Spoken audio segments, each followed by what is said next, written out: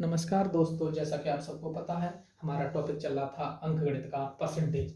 इसी क्रम में हम आगे बढ़ते हैं, कुछ परसेंटेज के संबंधित बेसिक से सवाल लेते हैं।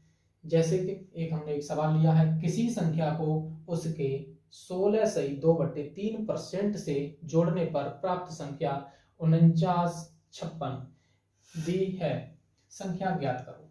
यानी कि हमें एक संख्या, इसकी मूल संख्या प्राप्त करनी है, जबकि हमें उस संख्या में 16/2/3% से जुड़ा हुआ मान प्राप्त है। इसके लिए हम क्या करते हैं, 16/2/3 इसको हम लिख सकते हैं 1/6।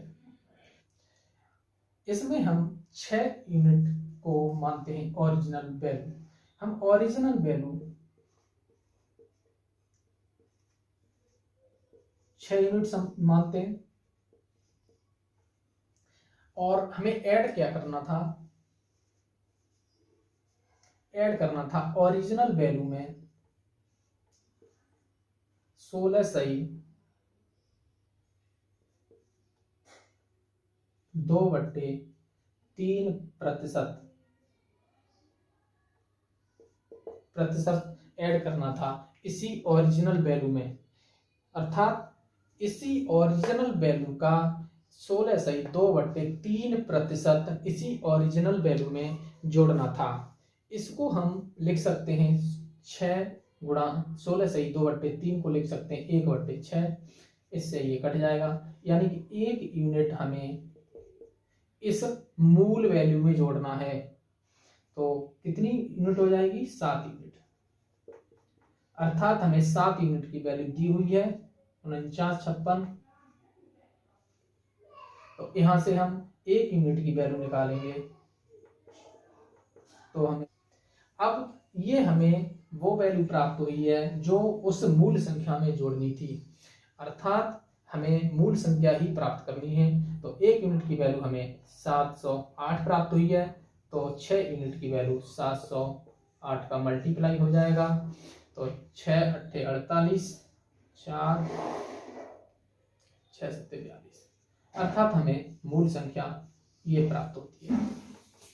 इसी क्रम में हमने एक और सवाल लिया है, यदि किसी संख्या में से उसका 6/2/3% घटाने पर 56/70 प्राप्त होता है, संख्या ज्ञात करिए। तो 6/2/3%, इसको हम लिख सकते 20/3 गुणा 100। तो 20 × 100 अर्थात 1/15। इसमें हमें ओरिजिनल यूनिट मिलता है 15 यूनिट, ओरिजिनल वैल्यू 15 यूनिट, और हमें इसमें घटाना क्या था, हमें उसी संख्या का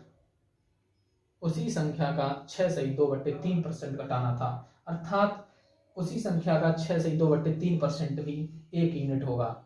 तो हमने 1 यूनिट इसमें से घटा दिया, तो हमारे पास 14 यूनिट, जो कि 14 यूनिट की वैल्यू हमें दी हुई है 56/70। 1 यूनिट की वैल्यू यहां से आ जाएगी आपको 405, अर्थात मूल संख्या आपको 405 का इसमें मल्टीप्लाई हो जाएगा। 15 × 5 = 75, 15 × 4 = 60। ये हमें मूल संख्या प्राप्त होगी। धन्यवाद।